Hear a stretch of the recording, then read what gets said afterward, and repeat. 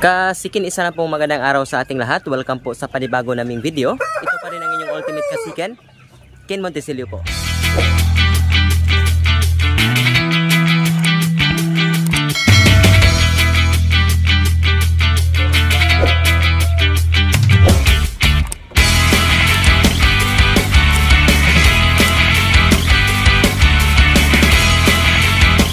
Kasikin, welcome back ulit sa ating YouTube channel.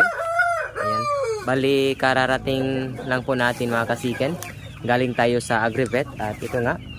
Ayan. Bumili po tayo ng panibago naman pong patuka sa ating mga laga. So, 6 na piraso po yung binila natin. Dahil po sa sobra na pong dami ng ating sisiw. Ayan, sobra na pong malaki po yung gastusin natin sa patuka. Lalo na po sa sisiw namin na month old po pababa. So, ayan, nandito na yung patuka namin. Bali, for today's video nga po pala mga kasiken ay ibabahagi po namin sa inyo yun pong kakaiba pong sisiw na nabili po namin. Sobrang gaganda po ng mga kulay. At 2 weeks na po sila. Simula po yung atin po silang nabili. And then, so far naman po ay ngayon medyo maliliksi na po sila. Unfortunately po, 6 po sila na piraso. And then, ang natira na lang ay 4. Dahil po yung pamangkin ko po, sobra pong lakas manggigil po sa mga sisiw, at kapag kinukuha nila yung sisiw ay hinahawakan sa liig. Kaya yun, may 2 piraso ng disgrasya, at so far yung 4 po ay mga masisigla at malalakas naman. So ngayon ipapakita po namin sa inyo yun. And then good thing lang po talaga mga kasiken, dahil po sa nabanggit namin na almost every week po meron po tayo mga nahinog na papaya. At ngayon naman po, dahil po sa weekly na paghinog po ng ating mga papaya, ayan, so talaga pong nakapagtipid po tayo ng patuka.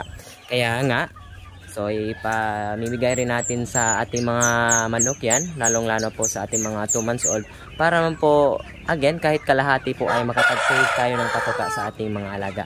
So ngayon, diretso na po tayo sa ating pong mga sisiw, lalo na po na sobrang lakas na po nilang kumain. Ayan, so bali yun pong 2 pack po ng Chick Booster Blue ay 1.5 day lang po na kainan nila yun, dahil sapagkat umaada po tayo sa ad libitum. So as much as possible, unli feeding po kami hanggat maaari, hanggat kaya pa po ng ating pong bulsa. So ayun, nagbibigay po tayo. So ngayon, ito na nga yung sinasabi po namin sa inyo, yung pong nagagandahang mga sisiw namin, mga makukulay. Ayan, ayan po sila. May pink, meron ng pong orange, at then meron ding verde. So, base po sa nabilhan po namin ito, ay mga white leghorn po ito, at kaya nga sa kasalukuyan, ayan, makikita na po natin yung mga puti na kulay sa kanilang mga pakpak, dahil nga, again, 2 weeks na po sila. So, hintay-hintay lang po tayo, baka uulamin natin ito mga kasiken. Hindi po natin ito i-upgrade sa ating mga basilan at siyam. So, ang main reason nga po pala kung bakit tayo bumili nito ay para po yung ating pamangkin, at lalong-lalo po yung ating pong prinsesa ay meron pong mabibigyan ng pagkain, dahil gustong-gusto talaga nila ng sisiw. So, sila po yung nagbibigay ng patuka almost every day. And then, yun, dinadala nila ito sa bahay. At yun nga, may tendency talaga na manghihina. Okay, but again, yan po yung mga bagong sisiw natin na makukulay mga kasiken. Okay, sobrang swerte po yan sa yard, sapagkat yan, medyo dumami na rin po ang ating mga sisiw. So ngayon ay umpisahan ko po sa inyo yun pong iba pa natin mga sisiw. Ayan, ito po sila mga kasiken. Ayan, so far naman po mga maliliksi yung mga game fowl natin ng mga sisiw. Ayan, so mayroon pang kaunting patuka. Mamaya-maya po, mga around 4 PM siguro, ay bibigyan na natin sila ng kanilang dinner. At dito rin po, ayan, so meron din po tayo ditong mga sisiw na, ayan, almost paubos na po yung kanilang patuka. And then kung napapansin nyo, meron pong iba dyan na, ayan, nagluluha po yung mga mata. Sa next content po namin, ipapakita po namin sa inyo yung aming pong gamot na ginamit. Ayan, para po mapagaling natin sila kaagad. So, ayan. So far naman po, hindi po naapektahan yung kanilang pagkain. Sobrang lakas pa rin nilang kumain. And then, dito po tayo sa amin pong mga month old and 1 week po na mga basilan. Ayan. So far po, wala silang feeder na dito, sapagkat simula kahapon ay sinimulan na namin silang i-chef sa wheat feed po, dahil nga Kung yun pa rin dry feeding, yung Chick Booster Blue, and then malalaki na sila. Sobrang lakas na po nilang kumain. Sobrang dami na po nang maubos nila. So again, ayan, sinubukan na natin silang i-wheat feed. So mga malalakas talagang kumain. And then dito rin po sa kabilang brooding pen, ayan. So mga almost month old na po namin na mga sisiyo. So ito po ay mix, may mga basilan, yung mga itim basilan at yung ibang kulay, maging foul po yan ni Papa. So mga 5 days from now ay magma-month old na po sila. So malapit na rin po natin silang ilipat sa wheat feed para naman makasave na rin po tayo ng patuka. So but still ngayon dry feeding pa rin po sila. So mamaya maya po ay bibigyan natin sila ng patuka. And then dito naman din sa kabila, ayan, meron din tayo ditong, ayan, mga dompo natin na mga sisyo. At sinubukan din natin silang i-shift na po sa wet feed. Ayan, dahil nga sobrang lakas na po nilang kumain. Okay, ang iba rin po sa kanila ay tinamaan din po ng, ayan, pagluluha po ng mga mata. In short po, yun pong sinatawag nilang coryza. So again, ipakita po namin sa inyo kung paano po namin sila ginamot. Okay, and then punta tayo doon sa loob po ng ating, meron kaming malaking brooding pen. I think nakita nyo na ito sa mga previous namin mga vlog, kasi meron din kami ditong inahin, isang asil na inahin. So meron siyang around 15 pieces po ng mga siso. 10 po dito ay basila na siso, siya po yung pinadala natin, at 5 yan lang po yung kanyang original na chicks. So ayan, tingnan natin. So pasukin natin mga kasiken. Ayan po. So 2 weeks old na po sila. Ayan, para po makita nyo po, lagyan natin sila ng patuka doon. Ayan. Okay. So yan po mga itim, mga basilan po yan. Yan mga abuhin po, mga blues. So anak po yan ng ating asil. So 15 peraso, 2 weeks old. Sobrang lakas na po talaga nilang kumain.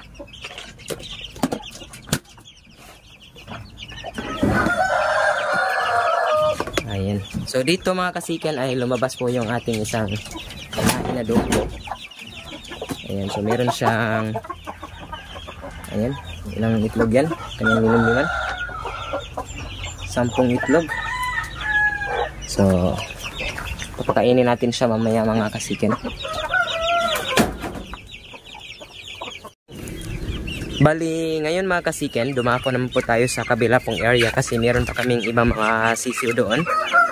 Ipapakita na rin namin sa inyo, dahil nga so far po around 90 po na mga sisiyo. So sobrang dami na po talaga nila. So all po are hinhatching. And then yun po yung pinapakain natin ng Chick Booster Blue. And then sobrang lakas po nilang kumain, sobrang dali pong maubos. Kaya ayan, papakainin natin sila. Bali yung pong palang mga naglimlim natin na mga game foul bullets, yan, lumabas po sila. Yung mga naglimlim na po yan. Ayan. And then dito rin another game foul, but yung itlog po niya ay itlog po yan ng atin pong asil blues. Kaya excited po tayo na mapisa niya. Bali yung itlog po nito ay nilipat natin doon para yung kanyang malimliman is yung pong itlog ng ating asil blues. Okay, so ito na nga po pala yung ating sisiyo dito. Ayan. So far dito may 5 piraso lang at nasa week old na po ito. Ayan. So bali hindi po basilan po yung inahin, but yung mga sisiyo ay mga shamo po yung mga puti. So sana po ay kanawayon po yan. So mayroong isang black dyan. So yung black po na sisiyo, ayan, ayan, ayan po. So yan lang po yung isang sisiyo na basilan. At dito rin meron tayong panibago na naman po na asil na namisa. So nasa around 8 pieces po. So pure asil na po ito mga kasiken, kasi pure asil din po yung pinaris natin sa kanya. Ayan, so merong mga blues, merong itim. So so far nasa 4 days old na po sila. Okay, maganda. So wala nang patuka, bibigyan natin yan mamaya mga kasiken. And then dito rin, ayan, so meron din tayo dito mga 2 weeks old na rin po. So ang atin pong April 8 bore na mga shamo, still game foul po yung pinadala natin. Ayan, and so far, ayan, so medyo maganda na po yung kanilang mga forma, maliliksi at masisigla po sila. Okay. So kapag nag-month old na po ito ay maaari na rin po natin itong i-release sa mga gusto pong magkaroon sa mga siso. Ayan. So far po talaga, ayan, medyo marami-rami na po yung ating mga siso. So we are expecting po na talagang babalik na po sa original na sigla po yung ating ranging area. Kaya mga kasiken, samahan niyo po ako yung pong papaya na pinakita namin sa inyo. Ibibigay na po natin yun sa atin pong mga alaga para again sa kahit papano po ay makapag-save po tayo ng patuka. Mga kasiken, muli po tayo nagbabalik at ito na po yung ating papaya po. Ayan, sobrang dami po nila. So yung isa ay tinira natin, baka gustong kumain ni Papa. Yung mga boto po ay nandito kung sakali pong gusto natin silang itanim. Ayan. At again, so simulan na po nating pakainin yung ating mga alaga. So dito tayo mauna sa ating mga breeders. Siyempre kasali po sila sa ating papaya po. Ayan. Okay. Yan po ang ating kanawayon na mga dumpo. Okay. Oy, anong ginagawa niya? Okay. Ayun, hayaan lang natin sila mga kasiken. So far, ayan, may mga itlog na. Okay. And then next, yun pong ating basilan. So ito po yung ating next project na makapaproduce ng mga giant po na blues. Si Basilio ay pinaris natin sa atin pong isang giant na hasil. Ayan, bigyan natin ng papaya dyan. Okay, and then maybe dyan. Ayan po mga kasiken. Okay, so it's their first day po na maisa lang. Okay. Next din po yung ating kanawayon at saka hotako limiter. Ayan, so dito baba po, malapit na po maglimlim yan. Kikita po sa kanyang forma. And then yan po yung kanyang mga itlog. Okay, siguro isa lang yung kanila. At ngayon, subukan na natin pakainin yung ating mga 2 months old mga kasiken. Sukin natin sila. So, sila po yung ililipat natin sa range. Tingnan natin kung pakain po sila ng papaya.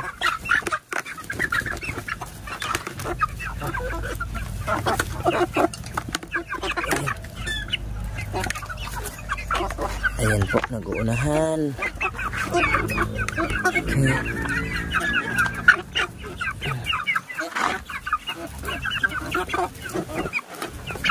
So ayan po ang ating mga 2 months old na mga basilan. Ayan. Okay. So far sigla nila. Okay, kumakain na po sila ng papaya mga kasiken. So sila po yung ililipat natin kapag medyo malalaki na sila. Ililipat natin sila doon sa malaki nating area. So meron pong kanawayon dyan mga kasiken. Ayan o, basila na kanawayon. Okay.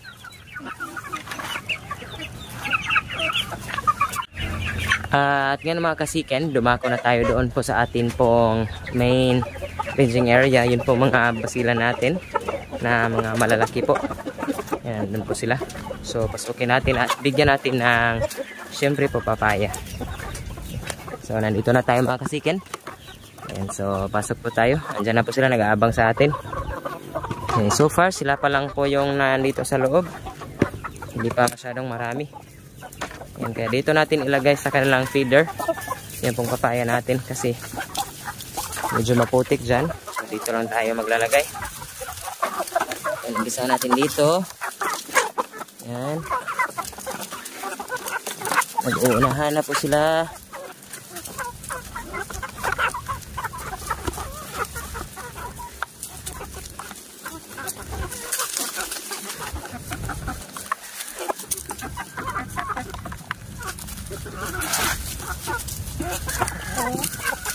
Okay. So ayan na. Ayan na po sila mga kasiken. So mga na. So again, tipid na po tayo sa patuka. So ngayong hapon, yung ipapatuka natin sa kanila ay syempre maliit na lang po na portion ng kanilang pagkain. Kasi nga, ayan, nakakain na po sila. Okay.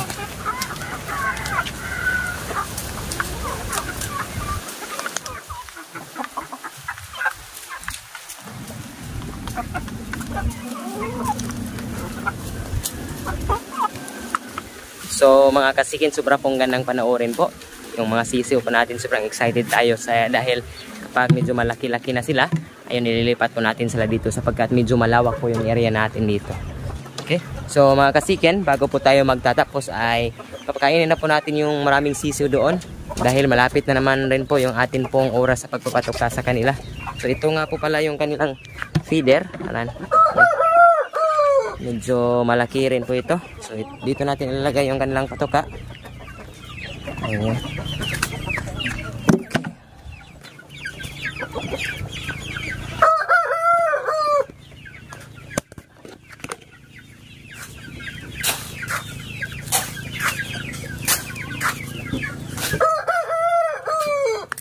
Okay, so mga kasiken, samahan niyo po ako. Dito tayo. Ayan po sila mga kasiken. Sobrang lakas po lang kumain. Sobrang dami.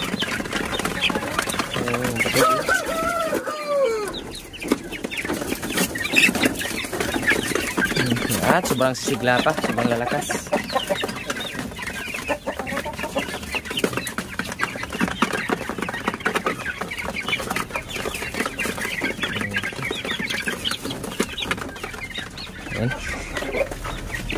So, sa tingin ko hanggang dito na lang po yung atin naman pong video mga kasigen. So far, nasa around 90 heads na po yung mga sisiw natin, kaya medyo malaki na po talaga yung gastusin natin sa patuka. So far naman po, yun amin pong kinalkula. Hindi naman po tayo lugi po sa atin pong pagpapatuka ng ating mga laga. Dahil po yung isang piraso ng shamo, kapag nag-month-old na is maaari po natin maibenta ng 1,500 to 2,000 po per head. Kaya so far sulit po talaga din. Meron pa tayong mga asil at saka mga basilan. So kaya patuloy na po tayo sa pag-aalaga mga kasiken. Kaya kung bago ka lang napadaan sa ating YouTube channel, please do consider subscribing po. Malaking tulong na po yan sa aming YouTube channel. At sa mga solid subscriber, supporter na patuloy na nanonood, maraming salamat po sa tiwala at pagsubaybay ninyo. Hanggang dito na lang po aming video. See you po sa susunod naming mga upload. God bless!